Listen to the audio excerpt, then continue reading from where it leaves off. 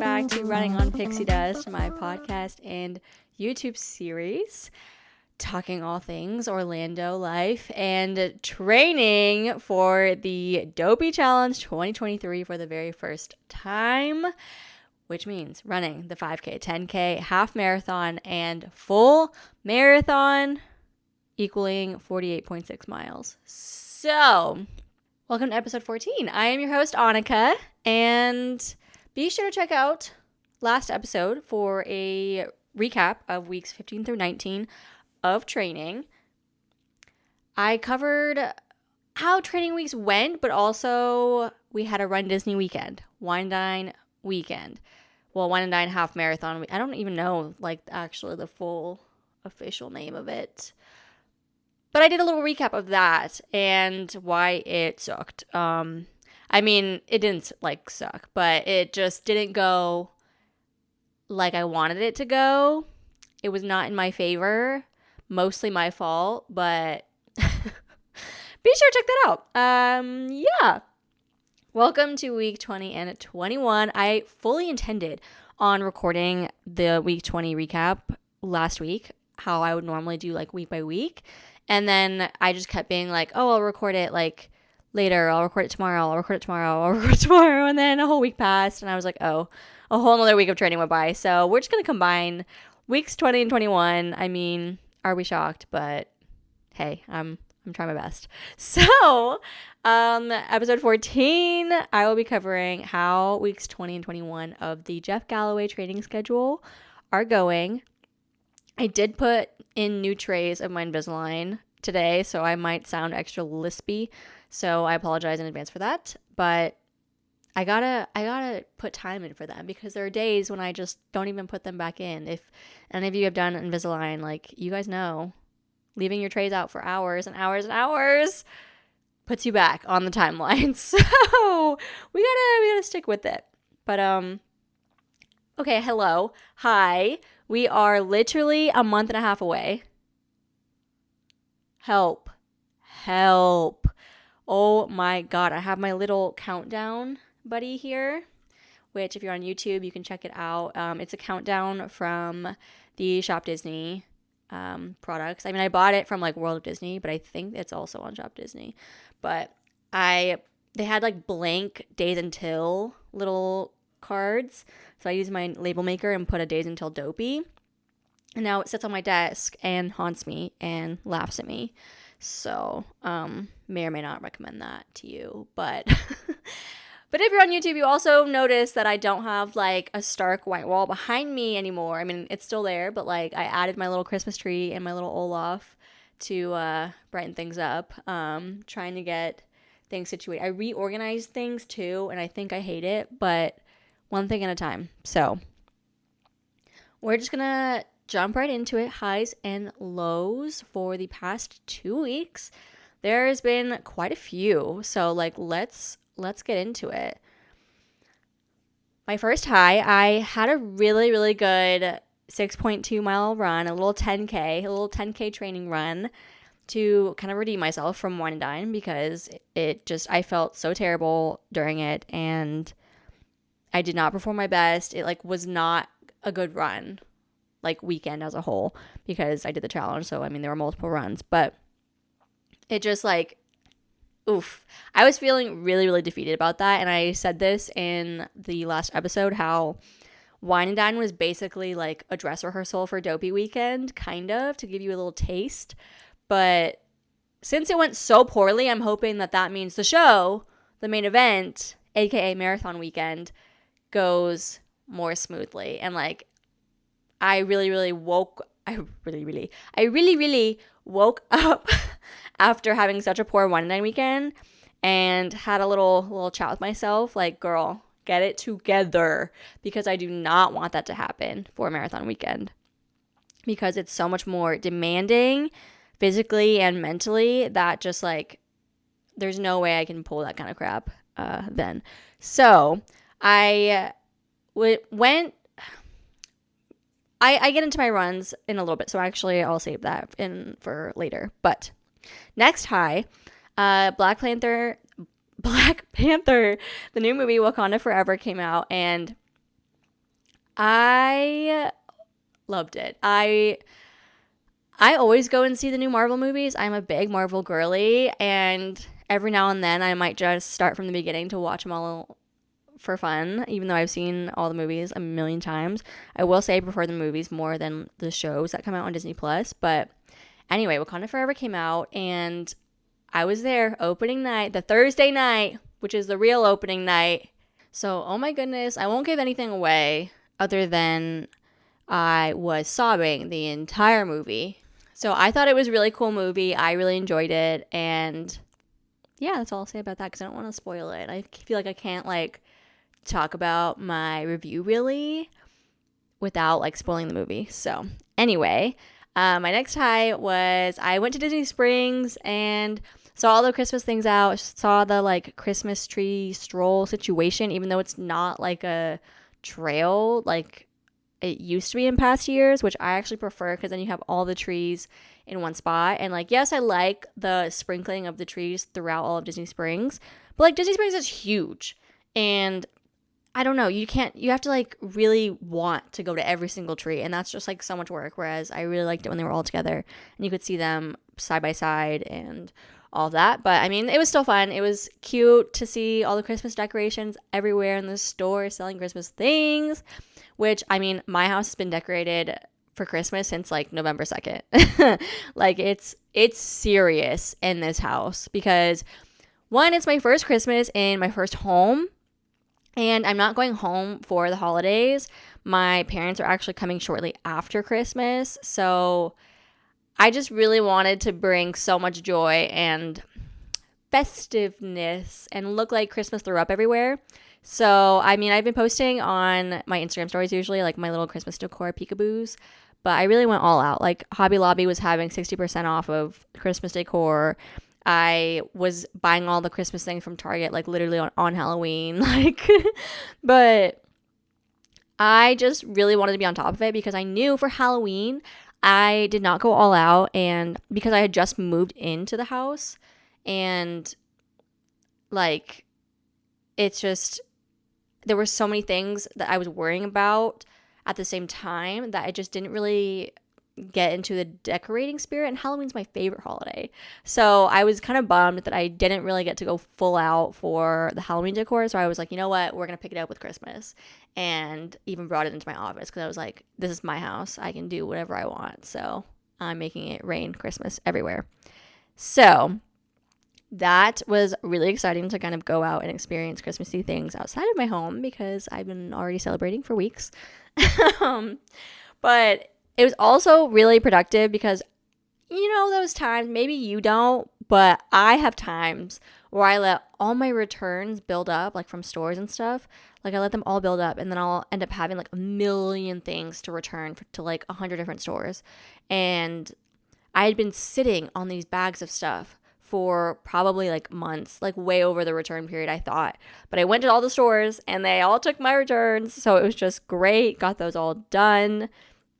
But now, of course, I have like different returns I need to do. So it's just never ending. But that was fun. Let's talk Taylor Swift. If you've been living under a rock, then you don't know that Taylor Swift Eras Tour tickets went on sale last week from when I'm filming this. But it really, really took a toll on all the Swifties, and Ticketmaster crashed so hard because one, there was a pre-sale for Taylor Swift fans, and I don't know like the exact lingo or title of like the pre-sale and stuff because I hadn't gotten that one because when I first tried to register as a verified fan, it like that website was crashing and I just couldn't, and then I forgot to go back before the deadline, so I didn't get one, but my friends got pre-sale tickets or pre-sale codes, not tickets. So the day for the pre-sale came and they tried to log on and get tickets and wasn't possible. They didn't get anything, and Ticketmaster was kicking everyone out, and the queue situation was awful. So then we waited.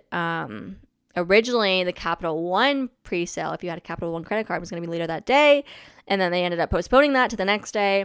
And so since I had a couple of one card, I like was able to go in myself the next day, and I was like, we're doing it. Like I'm not leaving here without tickets. And first off, I was on the fence for getting the Tampa tickets, which Tampa is the closest to me. I didn't think I was going to be able to like travel for any of the other cities and like obviously not get tickets for any of the other cities, but Tampa's the closest. And guess what weekend Taylor comes to Tampa? Take a wild guess. A Run Disney weekend. Of course. She's coming Springtime Surprise, which is April 13th through 16th.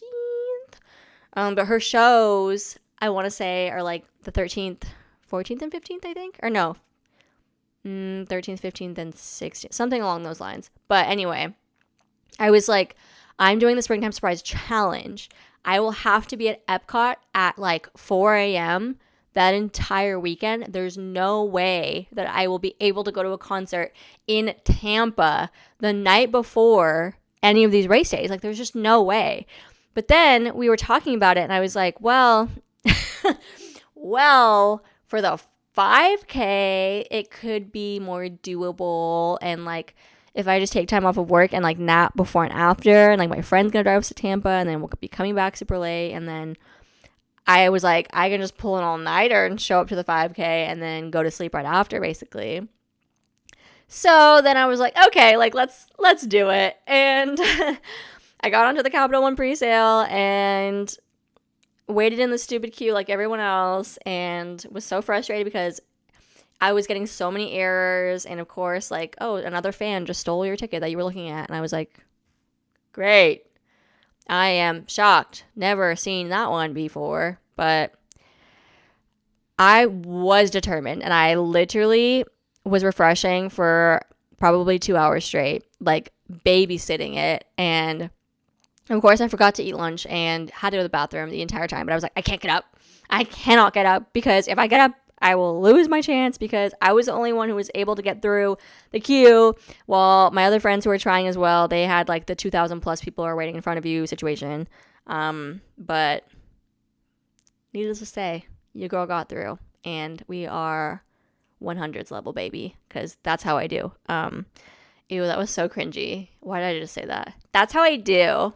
That's giving I'm finna be in the pit energy. If you're on TikTok, you know what I'm talking about. But anyway, sorry, side note, had to just kind of chat about that, because that was a stressful time period, but also related to Run Disney, because that weekend I will be dying, because not only am I running Springtime Surprise Challenge, I will be going back and forth to Tampa for Taylor.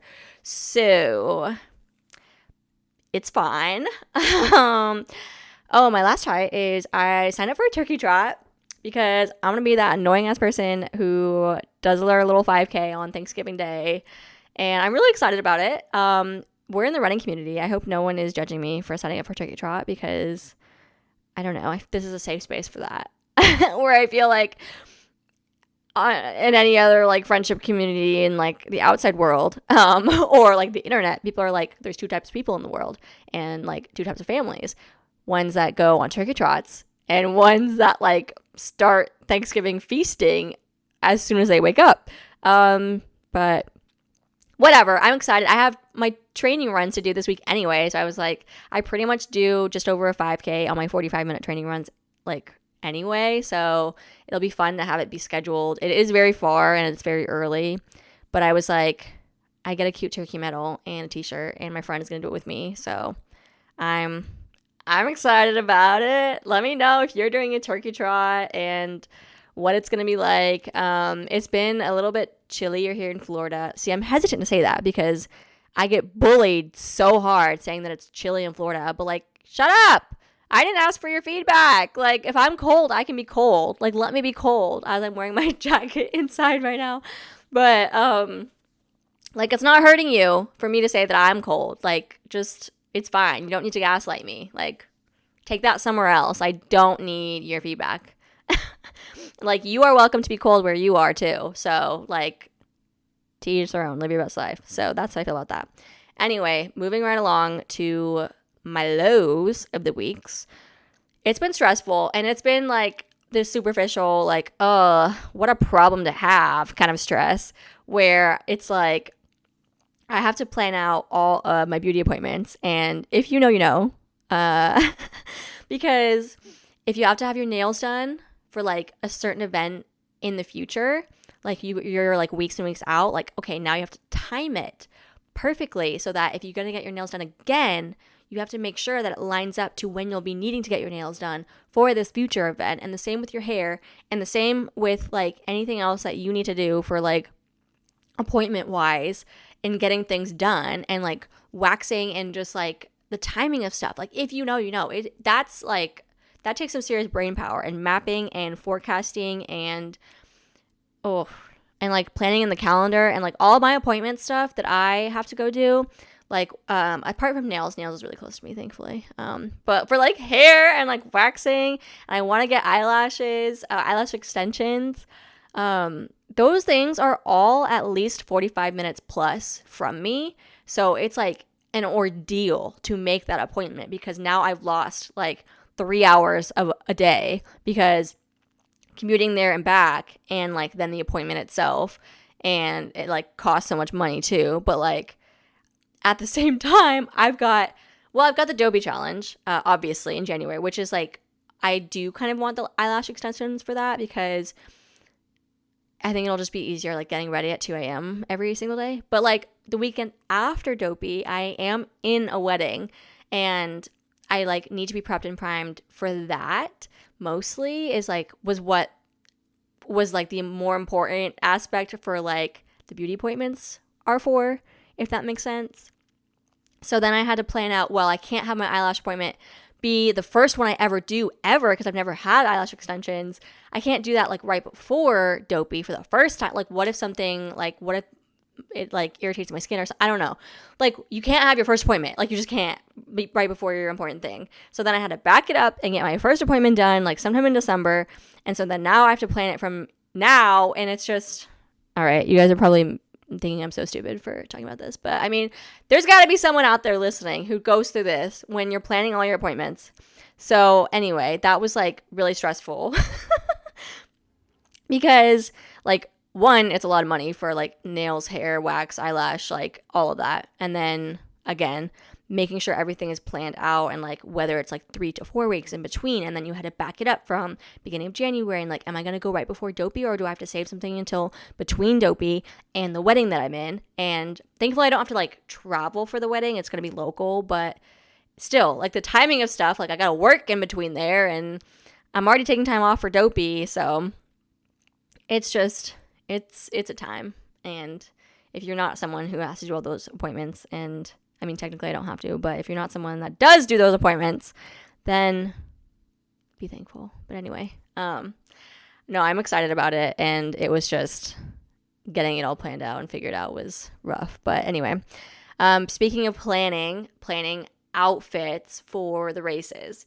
Now, I used to be the person that would literally just either morning of the race, like literally at 2 a.m. or whatever, to like 2:30 right before I left, I would just pick out like whatever and wear like the race shirt that you get for free, and or some like running shorts that I don't even run that much in, and call it good. And I would be like, all right, let's just show up to this kind of thing. And it wasn't really a big deal. And I mean, at least like when I first started doing Disney World races in 2019. So I've come quite a ways from that point. Now I'm like, no, I have to be on theme, and I have to coordinate my outfits. And if I want to match with someone, like, are we going to be characters? And like, if we're going to be characters, we have to have practical outfits and like running leggings, and factoring in the compression aspect. And like, if I'm going to have my compression sleeves showing, they have to be the right color for the right character and all that. So, I mean, again, you don't have to do that, and like no one's making me do that, but like it's just so much funner that way. And to be honest, I like hated some of my, I mean, not some, pretty much all of my Disney Photo Pass pictures from Wine Dine. And I just like, part part of it was like, I could have done better with this outfit to make it more flattering, because if you know, for that kind of thing as well, it's like I just felt so ugly, and I felt like PhotoPass tried their absolute hardest to capture my worst possible angles, and my outfit wasn't like helping that. So now I realized for Dopey Weekend, like when I'm outfit planning, I'm trying to make things a little bit more flattering, and this might not matter to anyone, and certainly my issues don't matter to anyone else, because it's all about like your own self-image and like my own self-image. But like at the same time, I'm like, I want to be able to love my photos. Like I worked all year for this, and I want to have something to show for it that I can look at and be like, I don't find anything wrong with this, and I'm happy with how this came out. Because I know I've had it before with like other photos when I wear certain outfits that I know I feel confident and look flattering and are the way that I want them to, that I can achieve that. And so I want that again for marathon weekend. I don't want to walk away from the weekend feeling defeated because I'm so unhappy with every single photo. So that's just like where I'm at, because pictures are forever. But anyway, which is also a reason why I get up and do my makeup before the races, because like I just like want to look super cute in my photos. But yeah, not so much for the podcast, but hey, we're keeping it real over here. But anyway, so that is what's making it more stressful than it really needs to be, is like I was trying stuff on and I was like, oh God, I look so ugly in this. Like I just look so, like I'm short to begin with. I'm 5'2", and like I'm aware that that's pretty short. And the PhotoPass photos, like photographers, they're usually so low to the ground too that I end up looking like a squashed potato, and I just look so much shorter because I'm so short to begin with. And then it's just like I feel it's so unflattering. So I'm trying to like plan my outfits to be like, okay, well, how can I elongate myself? How can I make this more flattering? And I was trying stuff on, and I wanted to be cute and do like this skirt for one of my outfits, and then it just ended up being the worst. But like I'm glad I'm figuring that out now before I have the photos to look back on and be like, oh wait, I should not have done that. So I mean, I think to each their own if you need to care about it. Like no one's going to be like, oh my God, she wore this skirt, she looks so ugly. Like no one is doing that. No one is thinking that about anyone else at these races. It's like, it's more just for me. Like I'm thinking about myself. So that's where we're at. But I want to be cute, but I want to be functional. So that is also where I've been going, because my leggings that I wore for Wine Dine for my Princess Jasmine costume, like they were the right color. They were like cute, but they had no pockets on the side. And I will never be doing that again. We gotta have pockets. Like that, no ifs, ands, or buts, because that is now non-negotiable. Because like I said in my previous episode, I had to hold my phone the entire time because my running belt ended up not working out. And so I got a new running belt. I am buying leggings only with pockets so that I can like put my phone on the side and have it be situated nice, but also like easy access. So we're not doing that again. I thought about going just more functional routes and doing like, I don't know, just classic like leggings and a t-shirt vibes, which I think I might do for some of the races, but like I know I'll have FOMO. I'll have FOMO if I don't have a fun creative outfit. Like there's going to be so many marathon weekend, because 90s themes, hello, and like the medals with the characters, like they're so good and I want to participate. So that's where we're also kind of thinking through. And oh my gosh, Lululemon and Amazon are taking all of my money. Literally all of it. All of it. I am trying out the Lululemon Fast and Free leggings because they have all of the pockets on the waistband on the back, which for the marathon, I considered running with a hydration pack. But the one that I have, it's not aesthetic and it's not cute. And then I don't know how I would do my bib, and then I would have my bib in a weird spot, and I think I would be unhappy with it. Plus, they do give out water and stuff like on the races, so I'm like, why would I put myself through carrying extra weight if I like don't need to and I like don't want to? kind of thing. So I've been trying to think that through. But when I do my long training runs, I have the hydration vest and like I put all my snacks in the pockets and like I'm good to go. So I had to think about that, like, okay, well, where am I going to put my snacks and stuff if I don't have a hydration vest? Which is where the leggings came in with like the nice back pockets, because I've come to find that I don't like the waist belts. Like I had, oh my gosh, the name just fell out of my head, but they sell it at the expo. It's like basically just this wiki material stretchy little pouch. It's like one zipper and it can stretch like based on how much you like put in there. But for some reason it bounced so bad and it was so uncomfortable, and like the strap was bugging me, and it just like everything about it was just driving me up a wall for Wine and Dine. So I said, absolutely not. We're going to get something else to deal with this. So tried on the new leggings with my snacks back there, and I think it'll go well. I need to try and like practice with that. But I think that with the addition of a different running belt is what I'm thinking. So if you're following along with everything that I just said, but I'm going to have my snacks in the leggings, I think, and potentially maybe other snacks and like my body glide, my like teeny tiny little body glide that I take with me on the runs in case I need to like reapply. I think that might go into like the Lululemon running belt that I bought.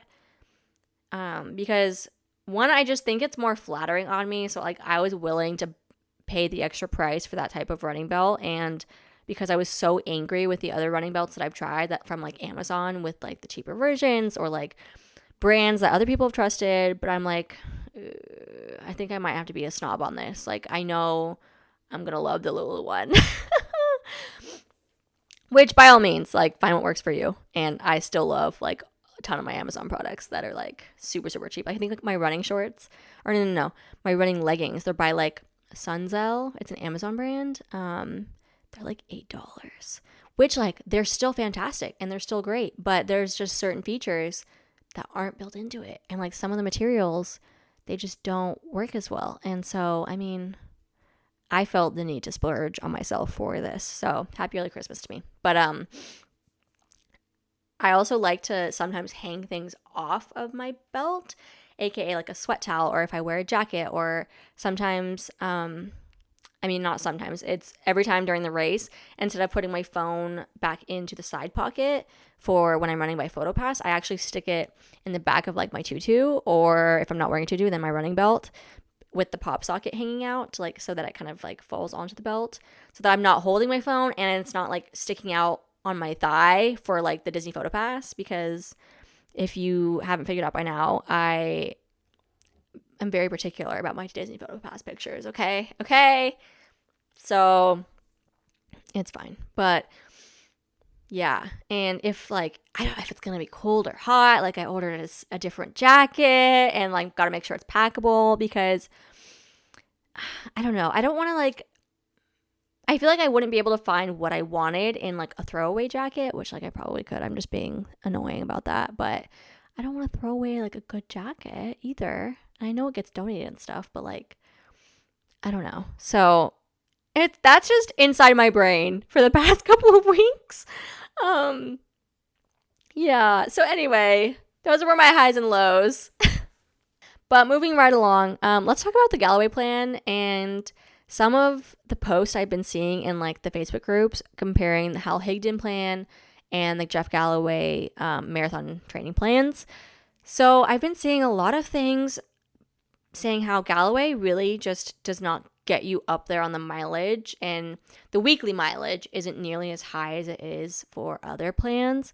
And while I agree, I do see a lot of posts of people who were or are following the Hal Higdon marathon training plans and being like, I'm getting injured, I'm getting burnt out, like I am running too many miles and this is too intense for me. And not in the like they're not prepared for it kind of sense, but more so in the like being overworked kind of sense, at least from what I'm picking up from their experiences.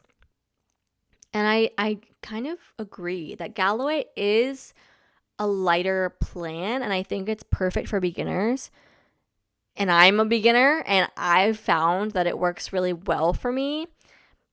But at the same time, it is making me a little nervous that like my weekly mileage is so low, and that I won't feel as prepared as I like want to feel for marathon weekend. So that's like a little bit stressing in the back of my mind, and so much so that I found that outside of my scheduled training ones for the week, that I really want to plan more walking and more strength training and things outside of those, which I think Jeff might have even put in this planner, has said this before, I don't know, that like you should already be doing that outside of the plan. Like these are just like the guidelines for the actual training runs, and like you should be moving and walking and maybe even running and strength training outside of these runs.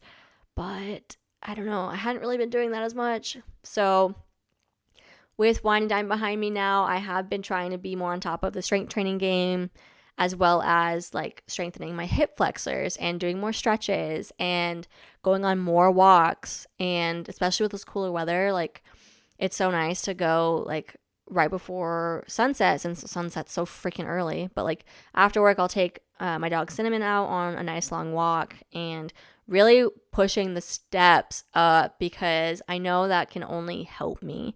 So as long as like you're not pushing for injury or like nursing an injury or anything. So trying to incorporate that, but I don't know, it's scary. I'm stressed. I am stressed. I post countdowns on my Instagram story, and I love that at least I'm not the only one stressed. Like there's plenty of people jumping in my DMs being like, don't remind me. Like, oh, I'm scared. Like we are not alone. But anyway, week 20 of training. Let's talk about it.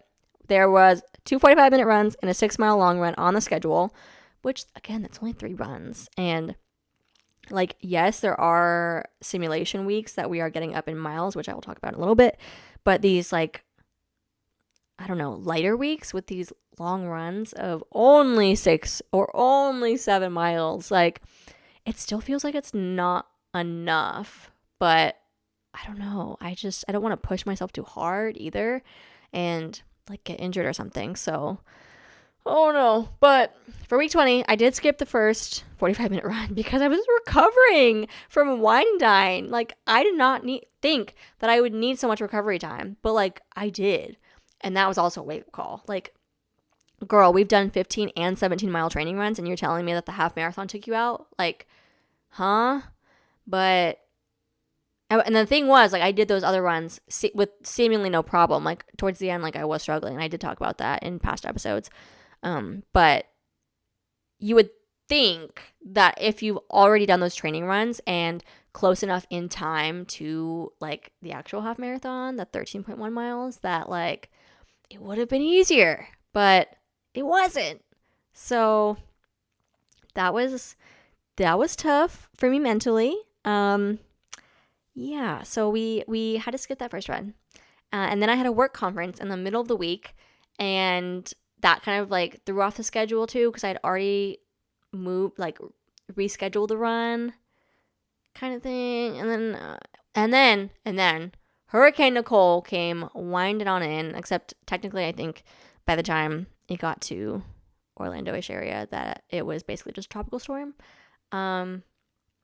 But living in my house for 3 months now, and I've already had 2 hurricanes. But it's fine. Very lucky. And my fence actually stayed upright, and so I was super happy about that. But as far as training goes, that was a little stressful because I'd already kind of skipped my run, and now I couldn't go outside because it was storming and pouring down rain, and I would blow away if I tried to go on a run. But for that second 45-minute training run, I actually just walked on the treadmill while I was working to kind of get that same simulation, I guess. And so normally on my 45-minute runs, I normally get like 3.4 to 3.6 miles when I'm doing like a walk run situation. That's like my easygoing pace. Like I'm not sprinting or anything. I'm not like running the whole time. So instead of just doing a 45 minutes, I actually just aim to walk about 4 miles. And so that's what I did on the treadmill instead while I was like working on my desk. So, I mean, that it was better than nothing. And I think it still gave me benefits because I reached that mileage. And I think it took me like, I don't know, like an hour and a half or like 2 hours or something.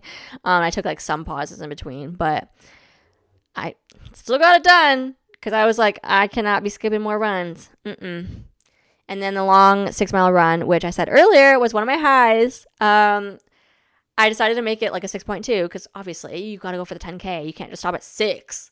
But the weather was absolutely great. It was super overcast. It was a little humid, but without the sun, it didn't feel quite as humid. Which, by the way, people were saying that it was like awful weather for Wine Dine, like, which it was. It like rained on us during the half marathon, and it was pretty humid, and it got a little warm once the sun came up for the half, but it didn't feel like I didn't walk away being like, oh my gosh, that weather was terrible, because it was like, oh, I mean, it was warm and humid, like, yeah, like, what do you mean? But I think because I live here and train here, that does give me a leg up a little bit in training, because then once it cools down, I'm like, I'm fast as boy, like, I gotta go. And it works in my favor. So everyone screams at me when I'm saying I'm cold and it's like 70 degrees, which at this point, like, I'm just trolling y'all now. Like, I just want to make you angry because you guys all bully me when I say I'm cold. But then I'm like, when it's humid and hot, I'm like, oh, like, what do you mean it's terrible? Like, it's just, what do you mean? Like, it's normal. This is fine. Like, I'm going to go train right now. I'm going to go run. And people who don't live here and don't live in a humid climate are like, oh, it's horrible. And I'm like, ha. Okay, not really ha, but like, you get what I'm saying. Anyway, so it was overcast, foggy. It was a little bit cooler for this run. I felt so good. And it was just like, it was a good run. And I felt so redeemed and rejuvenated again after a terrible Wine Dine weekend. So that kind of got me back on track. Like, oh, yes, I love to run. Like, that kind of run. It was good. And I passed a very attractive man on this run. I said, and if you can't see and you're not on YouTube, I turned my head around. I said double take. But it was one of those things where, like, I pass a lot of the same people in these neighborhoods, and like, if you kind of are near a schedule, I'm not on a schedule really, but like, I'll end up seeing like similar people, the same people I meant, and you kind of get start recognizing faces is really what I'm saying. But I guess he was doing an out and back or something, but I was like looping around through some of the neighborhoods. So I passed him once, and then we passed again because I guess he turned around, and then I also turned around and was going back the other way. And wow, all I have to say was, do I need to run in the same exact place at the same exact time next week? See you again, sir. But I didn't, so that was really sad. But anyway, got back from that run, felt so good, and I cleaned my entire house after, and then I went to the outlet mall and got all my steps in. I was on a high or something, like runner's high that day. I said, let's get her done. And I got over 30,000 steps that day, which is pretty good. Not bad. But then week 21, on the schedule, we had 2 45-minute runs and a 7-mile long run, which I also felt really good during these too. But for the first training run, we've kind of shifted into this cold front here in Florida. It is freezing out, and I say that like tongue-in-cheek now, but it's really cold. But I stepped out for my first 45-minute run, and I said, oh, it was 50 degrees! And I'm used to just throwing on a Run Disney race shirt and like my shorts, and I'm good to go. And you never have to check the weather because you just know it's going to be warm and humid. But now that we're like actually settling into winter here, I like have to look at the weather and like plan out the timing, and especially with daylight savings, like I have to wait for the sun to come up and make sure I time my runs and stuff. But I saw that it was going to be cooler, I think. And I just like, had like a 3/4 zip, or I guess a quarter zip technically, a quarter zip sweatshirt on top, and I wore like leggings, and I walked out and I was like, holy crap, it is really cold. Like, it was a shock to the system. And I decided to just go with it and not like go back inside and grab anything else. Cause it's like, I'm already out the door. Like, if we turn around, we're not coming back out, kind of thing. So you gotta just suck it up. And it actually took me a long time to warm up. Like, for the first 2 miles, I was still numb. Like, my legs like would not warm up. And like, my muscles were so tight. And again, like, my body was not used to this. And I didn't know like how to warm up better or faster or like any of that. So that was a bit of a struggle. And then I knew for later that I would bundle up better. So my 7-mile long run came around and I bundled up. I pulled out the Run Disney puffer and everything. And it was, again, I think barely 50 degrees. And also, like, still, like, there's still humidity in the air. So that makes it so much, like, chillier. And I think I put on, like, compression sleeves for the sole purpose of, like, adding warmth to my legs. Because I normally don't wear them if I'm doing less than, like, 8 or 9 miles. Like, if I'm doing, like, that and up, I'll usually wear, like, compression sleeves and all that just as, like, preventative for my shins and stuff. But I decided to wear them because I was like, I'm going to be freezing. But I have, the earband, the puffer jacket, the gloves, had it all. And also trying out my new Lulu leggings. So it was good. It was so much better that, like, I could prepare and, like, layer up to begin with. And I warmed up so much faster. And I actually did more warming up, like, inside my house before I even stepped out to go run, with like some leg swings to warm up my hips and my back, and like a little bit more like dynamic stretching and warm-ups, which I never really do. Like, I do a little bit of like some leg swings maybe, and like a little bit of like warming up and stretching the calves, like just a little bit, and not even before like every single run. But this time I like full force had to do like an actual warm-up before leaving the house, which was like very weird for me, but that actually helped a lot. And then I ended up ditching my puffer jacket after mile 1. And it worked out exactly like I knew it would, because I knew I would come back to my house and drop the jacket and then continue on. But it went so much better. So if I'm prepared for the cold, then it's okay. When I'm not prepared for it, that's when it's just, I'm going to whine to everyone and everyone's going to yell at me. So, but like I said, I did not see the attractive man again. It was really sad. And I went the same way. So that was a letdown. I did not pack any other fuel like I really should have, because it takes me longer than an hour to run 7 miles, which, like, technically I think you should be fueling for every hour of like exercise you're doing, like if it's like higher intensity like running is. So I should have, but it was one of those things where I'd already walked out the door and I'm not going back in. Like, it's gonna, like, with my dog, like, I have her, like, prepped, and, like, I kind of have to sneak out in the mornings, and, like, she'll go back to bed. But if I go back in, then she's, like, she'll get all riled, and it's just, like, a whole thing now, and didn't want to do all that. So, did not take any fuel with me. So I only had my water bottle, and then I have, like, a Gatorade and water mixture that I always run with. So that was it. And, I mean, it was fine. I was starving at the end of it, but, I mean, I got through it fine. And I ended up doing like over 7.5 miles because I like did not gauge the distance for my path that I took. So it ended up being over because I was like, well, I got to get home. So here I go. But I mean, I think that can only help me realize doing more. So it's fine. I felt like so good after. But I went to Hollywood Studios and Magic Kingdom after. And I think it's really good to stack training days and park days, because again, getting all those steps can only help me. I got over like 31,000 steps that day, feeling good. And I can tell that I'm like not feeling like sore really after, and I don't really need recovery, which that's where the training comes in, and that's where I can tell that like my body's been putting in the work. And and I didn't even write this down actually.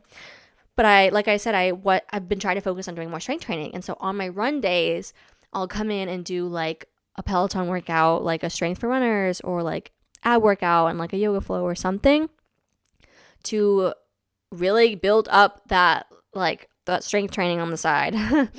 And I found the best ab workout circuit, like the best. It's by Ben on Peloton if you are on the Peloton app. I don't know the name of it. I don't know his last name, but he's wearing a blue shirt and it's an ab exercise, and it's kind of towards the beginning middle on the list of classes for core if you want to look it up. But it's like a 20-minute ab. No. Is it 20 or 10 minutes? I think it's 10 minutes actually. I was like, that wouldn't make sense if it's 20. That'd be intense. But like I think it's a 10-minute one. But oh my gosh, does this one like work the abs? I was like, if I did this every day, I could have a 6-pack. Okay, no, not really. But it's like, I just felt so good about it. So I'm going to try and keep that up between now and marathon weekend. And we'll see how it goes, because your core strength is so good and can only help you. And it's so good for preventing injuries, because let's face it, basically every injury, in my non-professional opinion, can stem from having a weak core. Like, oh, your lower back hurts? Well, you have a weak core. And I feel like I can say that because, I mean, obviously not in every situation. Please don't take everything I say literally. But as someone who has suffered from chronic back pain, and I have degenerative discs in my spine, and like I've had dancer's hip, and I have a sway back, and I've always had issues with my back, like really strengthening your lower abdominal walls and like your muscles down there, which I'm sorry if I'm not using the correct terminology. I'm not a doctor, I'm not a scientist, so sorry. But from what I know from experience is like when I strengthen my lower abs, it releases pressure off my back so much, and like watching your posture when you're standing and like engaging your core, and you don't have to have like a 6-pack flat stomach to be able to do that. And a lot of people don't realize that like strengthening your core like that helps so much, and it prevents so many other injuries and maybe sore spots and things like that. So, I mean, that's just some food for thought and my little 2 cents on that. But again, since I have struggled with a lot of lower back and hip pain especially, and like my hip flexors and things, focusing on the core and doing my clamshell workouts for the hips makes a huge difference. So definitely trying to stay on that. But anyway, my little rant there. Strengthen your core. Do it. Moving on. Final segment. By the numbers. Okay, countdowns from posting date, which is November 22nd. Which, by the way, happy Thanksgiving week. I hope you have an amazing holiday week. And if you're doing something, I hope it's great. If you're not doing something, rest up. Cozy up. I hope that's great also. So I'm there with you. I think for Thanksgiving, I'm going to go to like brunch or something at Disney Springs, because I will not be cooking, and maybe go to the parks for like some drinks. So, because it's a holiday and it's going to be fun. But anyway, Dopey Challenge, January 4th through 8th. We are 1 month and 13 days away. That is 43 days, people. Yikes. Princess Weekend, February 23rd through the 26th. We are 3 months and 1 day away. Oh, that's creeping up. But I'm only doing the 10K. I'm only doing 6.2 miles that weekend, so tee-hee for me. Springtime Surprise Challenge, April 13th through 16th. Once again, I'm doing the full challenge, 5K, 10K, and 10 miler. Pixar themed. I'm really excited. We've got 4 months and 22 days for that. And of course, that is the same weekend that Taylor Swift is in Tampa. So, also countdown to Taylor Swift, apparently. And pace update. I live in the 12 to 13 minute zone. So that's where I live. Total mileage for these past 2 weeks was basically like 12 to 14 miles a week, which it feels so low. But I know like we're supposed to be building up and like kind of taking like the Galloway method is more like a teetering mileage situation where like you'll do the long run and then the week after you'll go back down and do like a shorter long run. So I don't know. Next week 22, listen to this. It's another mini dopey simulation week where we've got 2 45-minute runs on the schedule, a 4-mile walk, I believe, and then a 10-mile run, and then a 23-mile run. So if you didn't have plans, now you do, and you will be running for the whole weekend, basically. So I plan on doing the 45s and maybe the 4 and 10. Like for the walking days and stuff, I basically, if I go to a park or something, or if I do a lot of movement and walking, I kind of call it good for those walking days. But like, I might take it more seriously this week. And then for the 23-mile long run, I might only do like 20. Because for Wine 9, technically we had a 20-mile long run on the schedule, but I was like, I'm doing the Wine 9 challenge, it's fine. And I only did the 13. I mean, following the 6 on the day before, but so I don't know. We'll see. Like, I don't know if I'm ready to fully jump to 23 quite yet. So I think I might do 20 this weekend and then fast forward to week 25 where we had a full dopey simulation on the schedule, basically. And they want you to run a full marathon, which I will not be doing. Maybe that weekend I'll push it up to like 23 or 24. Because then at that point, you're only 3 weeks away from actual dopey weekend. So, we'll see. I'll get back to you. But anyways, thank you so much for tuning in and get moving.